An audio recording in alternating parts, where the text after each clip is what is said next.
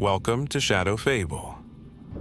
Tonight, let us drift into the moonlit roads of rural West Virginia, where shadows move across silent highways, and the sky itself might bear witness to something extraordinary. Settle in, ease your breathing, and let this story guide you through the gentle hush of the Point Pleasant night. We journey into the realm of an American legend that has haunted the imaginations of locals and travelers alike since the 1960s.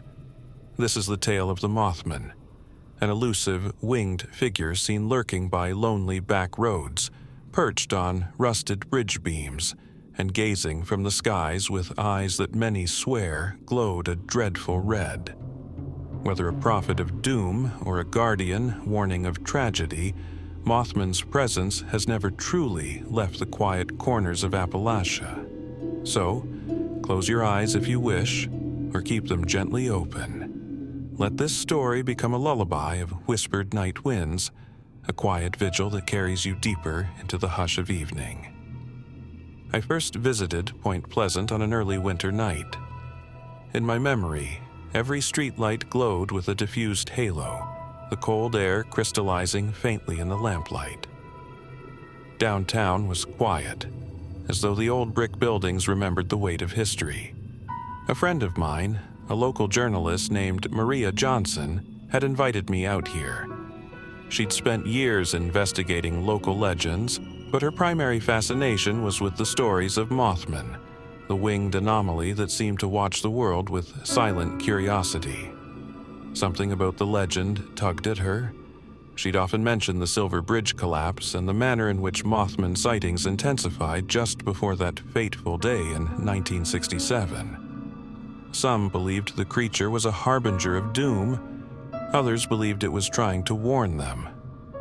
Either way, I arrived to find Maria lost in dusty books and archived newspapers at her small corner office above the local hardware store. She greeted me with a subdued, almost reverent hush, as though we were in a church. I remember the overhead lamp swinging faintly, casting long shadows on the walls. She said she was glad I'd come, that if ever there was a time to take these stories seriously, it was now. I looked around at the scattered notes, the grainy black and white photos clipped to a corkboard, the letters from people who claimed to have witnessed Mothman in some fleeting moment. One letter, typed on an old typewriter, read, "I swear I saw it again by the river. Red eyes. It wasn't menacing, just watching. I remembered what happened before the bridge went down and I got chills." Maria tapped the letter gently. "When did that letter arrive?" I asked her. "Just last week," she replied. "Unsigned, no return address." My curiosity was piqued. I'd heard the local stories, the way elderly residents would mention Mothman in hushed tones, as though conjuring a spirit better left at rest. I decided then and there that for the next several days, we would wander the back roads and talk to the locals who still remembered what happened 50-some years ago. Who knows, maybe we'd catch a glimpse of something ourselves, though I was determined to keep a rational mind. The air in Point Pleasant had a way of tingling with quiet expectation, especially near midnight. That first evening, I made my way to the bank of the Ohio River, near the site where the Silver Bridge had once stood. The water was dark but calm, reflecting the moonlight. In that gently swirling water, a sense of uneasy nostalgia seemed to ripple outward. I found myself thinking about how entire towns carry the memory of tragedy for decades, how a sudden collapse that killed dozens of people could scar a community and simultaneously birth a legend that refused to die. A rustle in the brush behind me made my heart spike momentarily. I turned, half expecting a stray dog or some nocturnal creature. The night was silent. I could see the outline of trees along the riverbank and the faint streetlights behind them. There was no movement. And yet, I was certain something had shifted in the darkness. My breath fogged in the crisp winter air, and I took a cautious step forward, my eyes searching for any sign of life. There was none, only the hush of the breeze and the distant hum of a passing truck on the nearby highway. I let out a breath I didn't know I was holding and wandered back to my car, feeling both foolish and unsettled. I kept imagining a shape in the gloom, perched above me, waiting. Late that night, Maria and I holed up in her small living room. She pulled out a spiral notebook dense with notes. It contained the testimonies of countless townspeople who claimed to have seen Mothman or glimpsed unusual lights in the sky. There were references to the TNT area north of town, an abandoned munitions site from World War II, a labyrinth of forgotten bunkers, overgrown with weeds and littered with murky ponds. It was rumored to be the creature's nesting ground. Locals sometimes joked, half serious, that decades of chemicals in the soil gave birth to something unnatural. Others said it wasn't a cryptid at all, but a spirit, something ancient that took form only when danger loomed. Maria read from one of the testimonies. I was driving on Route 62, just before midnight, in late fall of 1966. My headlights caught a glimpse of something standing on the side of the road. It had wings, folded behind its back, and two glowing eyes that looked almost reflective. As soon as I slowed down, it shot into the air. The speed was unbelievable. She lowered the notebook. This was written by a man named Roger Wilkins. He's passed away now, but I got hold of his daughter. She says he never wavered on his story, told it the same way for years. I asked her, "What do you think these people really saw?" She shrugged, chewing on the end of her pen. You know, some folks blame it on a big heron or a barn owl misidentified in the gloom. Others talk about sandhill cranes. But what so many accounts share is the sense of dread, an electric kind of fear that doesn't fade. Her voice grew quieter. It's more than just a strange animal. People who see it say it changes them.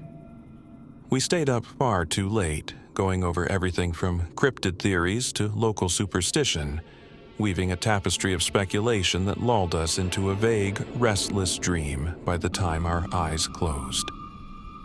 I slept on her couch with the hazy glow of a street lamp shining through the curtains, thinking I might awaken to find a dark silhouette outside the window. I didn't. But something about the quiet nights here made me dream in shades of gray, of large wings beating against a moonlit sky. The moment I woke, I remembered none of the details, just that lingering sense of having brushed against something unearthly. The next day, we set out to find a local historian named Ronald Hughes. He lived in a tidy house on the outskirts of town, near an old cemetery dotted with leaning tombstones. Ronald was in his 70s, with wiry gray hair and a measured way of speaking, as though every sentence was carefully weighed. He greeted us at his porch. He'd heard Maria was investigating Mothman stories again, and he seemed neither eager nor dismissive, merely resigned to the fact that this legend had become an inescapable part of Point Pleasant's identity. He led us into his living room, filled with rows of dusty books and old photographs on the walls. We sat on well-worn armchairs while he sipped tea, gazing at us kindly. I remember the headlines from 1966, he said. People around here were spooked. One night, a couple named Linda and Roger Scarberry claimed they were chased by a flying man with a 10-foot wingspan. Others swore it perched on their barn roofs. I was just a kid, but I recall the elders muttering about it in hushed voices. I leaned forward. Was there real fear? He set his teacup down with a soft clink. Oh, yes. Folks around here take each other's words seriously. If a neighbor says they saw something, you hear them out. Some chalked it up to mass hysteria. Others believed wholeheartedly. And then a year later, the Silver Bridge collapsed and the sightings stopped as suddenly as they began. Maria was recording this on her phone, quietly, making sure we had his words on file. Do you think Mothman was connected to the bridge collapse? She asked. His eyes flickered toward the window for a moment, as if conjuring a memory. Some people truly believe he was an omen. That's what a few folks said. They recalled seeing those red eyes near the bridge supports in the days before the tragedy. Whether it was a sign of doom or a warning, I can't say. But it's etched in our story, and every once in a while rumors surface again. We asked him if he'd personally seen anything. He took a moment. Just once in 1975, maybe. I was driving home from an uncle's place. It was close to midnight. The roads were so dark I almost drove off into a ditch. Then my headlights caught something on a fence post, a tall shape that seemed to have some sort of wings. I slowed, my heart pounding, and for a split second, I swear it turned its head. The eyes were red like the embers of a dying fire. Before I could blink, it was gone, melted into the night. That could have been a trick of my imagination or an owl with a reflection in its eyes. But I'll never forget the fear I felt. How my stomach dropped as if I'd seen something I wasn't supposed to. He offered the recollection without drama, matter-of-factly. That calm certainty unsettled me more than any theatrical claim could. After all, what would he stand to gain from scaring us with tall tales? He was just telling us what he remembered. We thanked him for his time, parted ways, and found ourselves strolling the downtown streets, overshadowed by the old Mothman statue that now stands near Main Street, its polished metal wings outstretched, red glass eyes glinting in the sunlight. Point Pleasant had embraced the legend for tourism, but behind the postcards and souvenir shops lay a genuine sense of reverence. The people who lived here treated Mothmen with wary respect, neither mocking nor fully accepting, as if they were all living side by side with some silent guardian or harbinger. That evening, we decided to explore the so-called TNT area, about 6 miles north of town. An old friend of Maria's, a park ranger named Devin Moore, agreed to take us out there on one of the smaller trails. He was tall, broad-shouldered, with a ready smile that never quite reached his eyes. He told us he'd grown up hearing about strange lights in those woods, about guttural screeches that set dogs barking for miles around. He never put much stock in those rumors, until recently, he said. Devin led us to a dirt path that snaked through thick underbrush. Night was falling, and the silhouettes of gnarly trees stretched skyward like dark pillars. The ground was soft from recent rain, and I could smell the faint, tangy scent of swampy earth. We passed the remnants of old bunkers, concrete igloos that once stored explosives for World War II. Moss clung to the walls, and our flashlights revealed graffiti and broken glass. Every footstep seemed to echo off those curved walls, making it sound like we were never truly alone in there. Devin's voice was low. A few months ago, a couple of hikers came through here and reported hearing massive wing beats overhead. They thought it was a huge bird, but they also said they saw red eyes peering at them from a tree branch. They left in a hurry and refused to come back. Maria cast her flashlight beam around, illuminating a twisted trunk. Any chance they saw an owl? He shrugged. Could be, but folks around here know owls and hawks.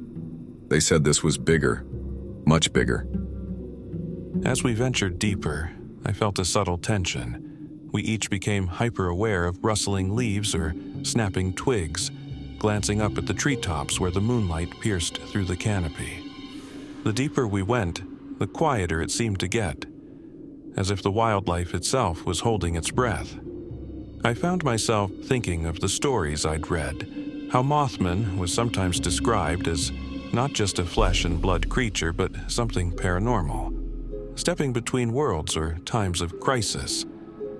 My flashlight caught an old sign, half collapsed, warning about hazardous materials. The swirling patterns of mildew on its surface reminded me of staring eyes. We reached a clearing near a small murky pond. Devin told us that years ago, people dredging around here found half-buried scraps of old machinery, rusted barrels, and even animal carcasses. It was a place that felt steeped in leftover poison. As the wind rose, I caught a distant sound, like a faint metallic screech. I froze, scanning the horizon. Maria whispered, Did you hear that? Devon nodded slowly, shining his flashlight across the water. An overwhelming sense of being watched pressed in on me. It wasn't fear exactly, but a tingling awareness that pricked the hairs on the back of my neck. My gaze followed the circle of light across the pond's surface, reflections shifting.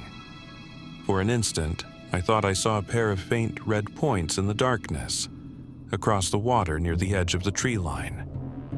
I opened my mouth to speak, but then a rush of wind passed overhead, stirring the bare branches in a sudden commotion. We all jerked our flashlights upward, and I swear there was a dark mass gliding above us, silent, cutting across the canopy at uncanny speed. The three of us froze in place, adrenaline jolting us awake, Maria's breath caught in her throat. Devon said nothing, just kept the beam roving across the treetops. When the branches settled, we were left with an eerie hush again, as if the swamp had momentarily exhaled. I tried to rationalize it, a large bird spooked by our presence perhaps. Yet the impression I got was of something bigger than any hawk or heron. My heart was hammering, and I found myself recalling Ronald Hughes' story, that unstoppable dread. After a few tense moments, we realized there was nothing more to see. We decided it might be best to leave before we found ourselves stumbling blindly in the dark, or worse.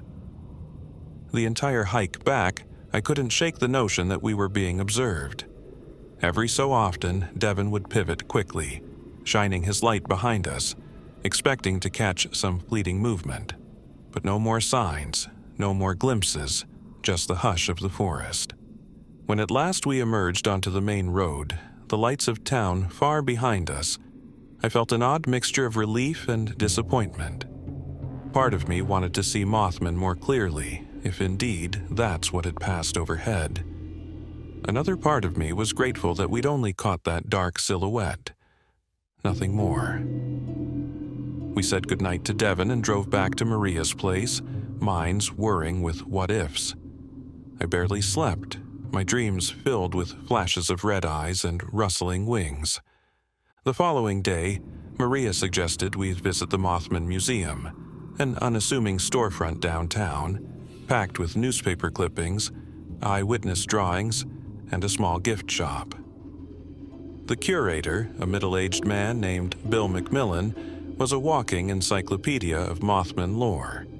He greeted us warmly and gave us a private walkthrough. We paused at old newspaper headlines. Couples see man-sized bird.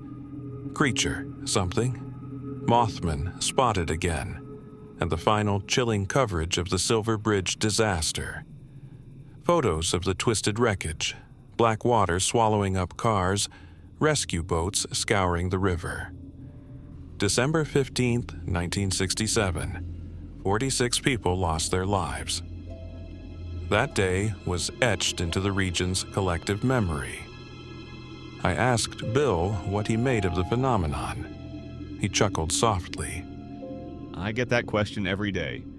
Some say mass hysteria, some say cryptid, some say supernatural. Honestly, it's become part of our heritage.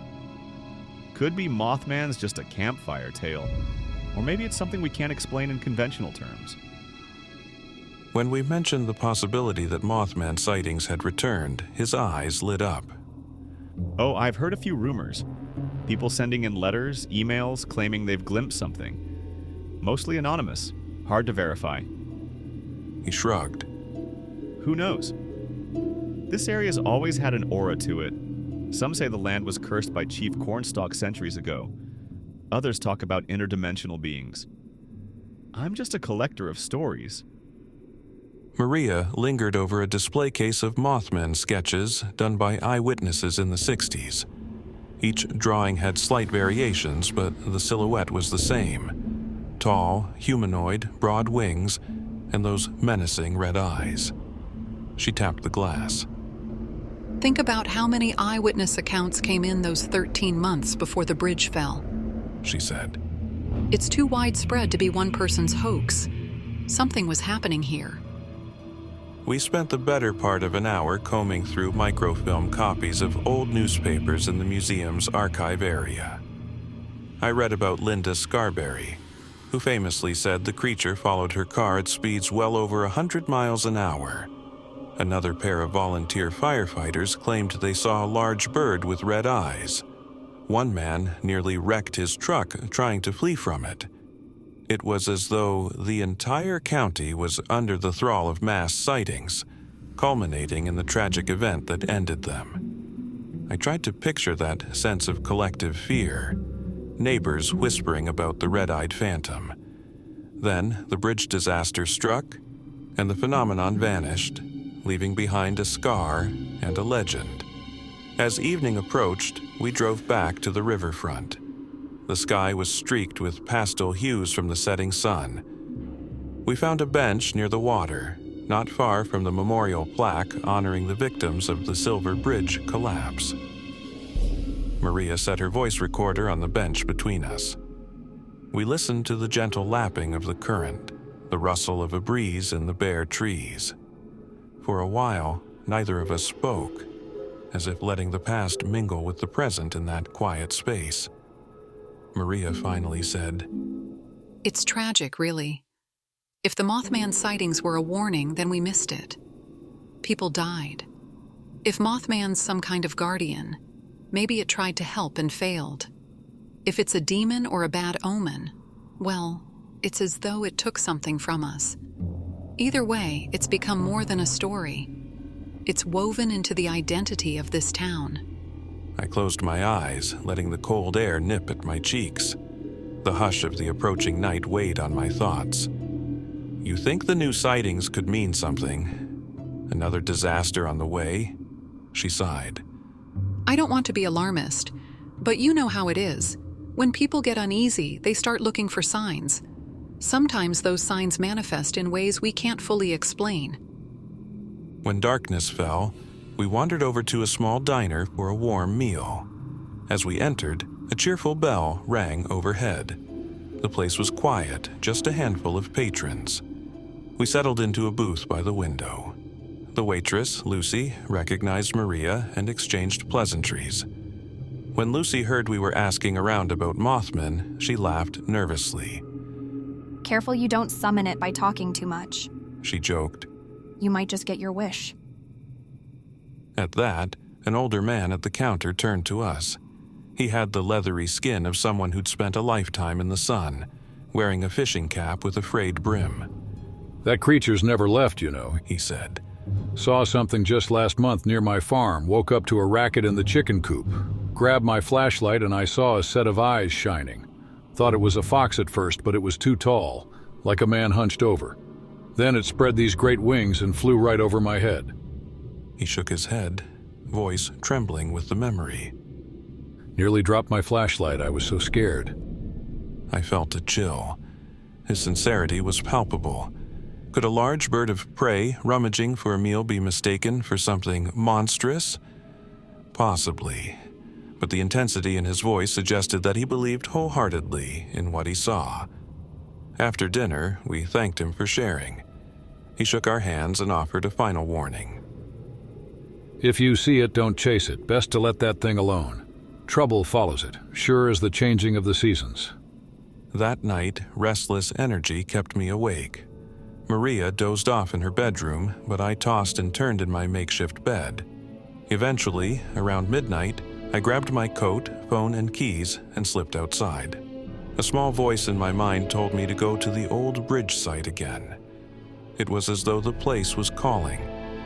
The streets were mostly empty, a faint glow from streetlights reflecting off the deserted sidewalk. I parked near the water. The Ohio River was calm under the moonlit sky. Stepping out of the car, I felt that quiet hush again. Not a breath of wind, not a single ripple to disturb the reflection of the moon on the water's surface. I took a slow walk along the bank, letting my thoughts wander. The repeated sightings, the sense that the entire town was bracing for something. Was it possible we were all scaring ourselves for no reason? Then, a crunch of gravel behind me made me spin around. I saw a figure standing maybe 20 feet away, my pulse hammered, my eyes adjusting to the dim light. It was a man, tall and thin, wearing a dark coat. He looked at me with mild surprise, as if he hadn't expected another soul out here. We regarded each other for a moment, and then he raised a hand in a friendly gesture. You out for a midnight stroll? He asked, his voice echoing softly in the stillness. I nodded. Couldn't sleep. You? Yeah, something like that. He replied, stepping closer. He was in his late 20s or early 30s with gaunt features and a weary expression. I come out here sometimes hoping to, I don't know, see something. Mothman? I ventured. He hesitated, then gave a faint nod. I saw it when I was a kid, I think. My parents told me I was imagining things, but I know what I saw. He stared at the water, eyes distant. I just want to see it again, to know I'm not crazy. I glanced at him sympathetically. You believe it's real? He let out a shaky laugh. I do, I wish I didn't, but I do. He looked at me then, his gaze intense. Sometimes I wonder if it's drawn to us or if we're drawn to it, like a moth to a flame. We stood there for a time, both peering at the empty expanse of the river, as though something might emerge from the darkness. But the night offered no revelations. Eventually, he said goodnight and walked off, leaving me to stare once more into the silent void. I was about to head back to my car when a curious phenomenon caught my attention. Across the water, near the far bank, two small lights glowed faintly. They seemed out of place, like distant flares. I squinted, trying to discern if they were streetlights or reflections from a passing vehicle. Then, to my mounting unease, they shifted, almost like eyes turning slightly. A wave of goosebumps prickled across my arms. Was it just some trick of perspective? Possibly a pair of lights from a distant house? I lifted my phone, zooming in with the camera, but the screen was too grainy to make out anything. For a moment, the lights seemed to rise, as though whatever it was had stood up taller. Then they blinked out. The sudden darkness felt like a door slamming shut. My heart was pounding, but I forced myself to stay still a bit longer, scanning the shore. No further movement. Finally, the cold got the better of me, and I hurried back to the warmth of my car, uncertain whether I'd just witnessed a random pattern of lights or something far stranger. The next morning, I told Maria about the encounter. She listened, eyes wide, a spark of excitement in her voice. You might have seen it. She whispered. Or something else. This is how it happens. These fleeting glimpses. We decided to spend the day seeking out more townsfolk, especially older residents who lived through the original sightings. A few were wary of talking, but an elderly woman named Margaret, who lived in a small, tidy home near the outskirts, welcomed us in for tea. She was in her 80s, sharp-minded, with a gentle smile. She spoke with a soft Appalachian drawl, drawing out certain words. She recalled how the entire town was abuzz in late 1966. I was a school teacher back then. My students whispered about giant birds lurking in the trees on their way home. Some of the younger ones had nightmares. Then you'd hear the grown-ups at the grocery store. One saying they saw Mothman perched on a utility pole, another claiming it chased them to their doorstep. She shook her head, her gaze falling on her teacup. We were all frightened. People triple-locked their doors at night, though we weren't sure if a lock could stop a thing with wings. Maria nodded sympathetically. Then the bridge. Do you remember that day? Margaret's eyes took on a mournful look. Yes, it was close to Christmas. People were out shopping or heading home from work. The bridge was packed. And then... She paused, collecting herself. It gave way. The cables snapped like threads. Cars and trucks just fell into the freezing water. It was horrible. I lost a cousin that day. Her voice trembled slightly. We mourned, we wept, and we tried to move on. And the rumors started that Mothman had been seen on the bridge's cables just hours before. People said it was a warning.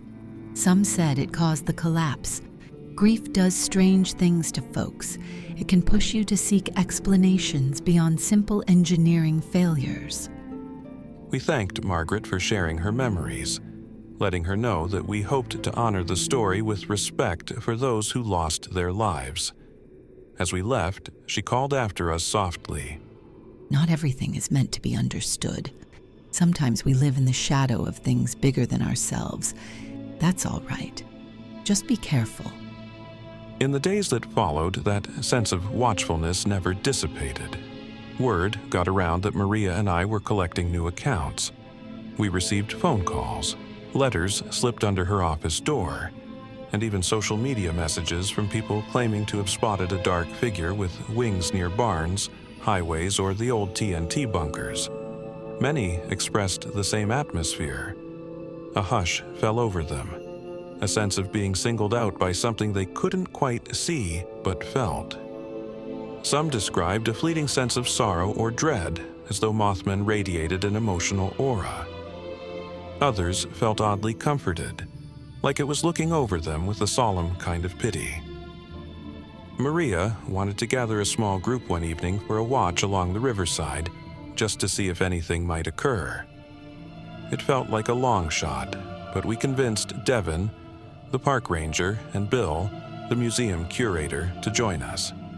Around 9 p.m., we set up a few camping chairs, thermoses of coffee, and a couple of cameras by the water's edge where the old silver bridge once stood. The lights from the modern bridge upstream twinkled in the distance. The night air was chill, a faint breeze tugging at our jackets. We chatted softly, trading stories about cryptids and odd experiences. The hours trickled by without incident, the conversation lulling into a comfortable hush. Sometime after midnight, the river was as smooth as polished onyx. Devin pointed across to the far bank. Hey, He whispered. look at that. We all followed his gaze. Across the water, near a copse of trees, we saw what looked like a dark mass shifting. It was too far to discern any shape, but something about it caught our attention. Bill took a pair of binoculars, squinting. I can't see details, but it's big. He muttered. Then, in an instant, it was gone, melting into the tree line. We traded glances, hearts pounding. Maria exhaled in a rush. It could have been a large bird roosting, She said, almost to reassure herself. But there was a collective tension in the air that suggested we'd witnessed something more. We waited another hour, scanning the area with flashlights, but nothing re-emerged. Finally, cold and tired, we packed up. We trudged back to our cars in tense silence. Even though we hadn't gotten definitive proof, that fleeting shadow was enough to rekindle our awe and caution. Sitting in her car, Maria stared at the empty horizon. Part of me wants closure. She admitted. I want to know if Mothman is real, if it's some undiscovered species or spirit. Another part of me wonders if the mystery is best left alone. Maybe it's not meant to be pinned down. I couldn't argue with that. We'd spent days immersing ourselves in Point Pleasant's story, chasing fragments of sightings and memories. The deeper we went, the more elusive the truth became. Yet, the energy around town felt charged, as though Mothman was indeed stirring again, whether physically or in the collective psyche. The next morning, we prepared to say our goodbyes. We'd gathered so much material, enough to fill notebooks and recordings for months of research. Before I left, I took one last walk through the streets, the sun shining on old storefronts that still bore vintage signs. I stopped by the riverfront, gazing at the reflection of the sky on the rippling water, thinking about the innocent lives lost decades ago and how a cryptid legend had grown around that tragedy. I felt a wave of empathy for the townsfolk who lived with the tension of not knowing if their stories were harbingers or guardians, myths or flesh. Perhaps the truth was somewhere in between. That evening, as I drove out of Point Pleasant, the horizon stretched out before me in golden twilight. I glanced in the rearview mirror at the receding silhouette of the water tower and the cluster of small buildings behind me. A flicker of movement above the treetops made me slow the car. I peered through the windshield, scanning the purpling sky. Nothing. Only the hush of the open road and the last traces of daylight. I exhaled, telling myself it was probably just a trick of the light. Yet, a tiny, persistent part of me held on to the possibility that perhaps Mothman was real, lingering in the twilight, watching the world from a vantage we barely understood. And so, I left West Virginia with more questions than answers. A swirl of eyewitness accounts, spectral glimpses, and a quiet sense of awe. Some part of me believes that Mothman is neither wholly benevolent nor malevolent, but something else entirely, tethered to human fate in ways we cannot fully fathom. Whether it's a creature of flesh and blood, a spirit of foreboding, or a manifestation of collective subconscious, I suspect that for every quiet vigil it keeps, it stands at the threshold between everyday reality and the realm of the unknown. Though the sun set on my journey, the night for Point Pleasant lingers on. Perhaps, if you wander those roads, stand by the river, or brave the old TNT bunkers under the moonlit sky, you might catch a glimpse of a tall, silent figure with crimson eyes reflecting the darkness. But be warned, you may find that once you see Mothman, the quiet hush of the night will never feel quite the same. Your heartbeat might quicken at every rustle of leaves, and every dark silhouette on the horizon could appear to have wings, waiting to unfold in the hidden corners of your dreams. Let these final moments of our tale cradle your thoughts as you drift off. The hush of West Virginia's hills, the patient flow of the Ohio River, the soft echo of a wing beat in the distance. Sleep well, traveler, but keep one ear tuned to that silent vigil. For where old legends breathe, the boundary between the known and unknown is but a thin veil, and sometimes, in the stillness, something watches. In Point Pleasant, West Virginia, the story of Mothman endures as a quiet, haunting presence. Whether a guardian, a harbinger, or a simple misidentified creature, it's become an emblem of mystery. Real tragedies, persistent sightings, and the hush of the surrounding woods weave a legend that refuses to vanish. The people who walk these streets still remember the stories of red eyes in the night, though many prefer not to speak of them openly.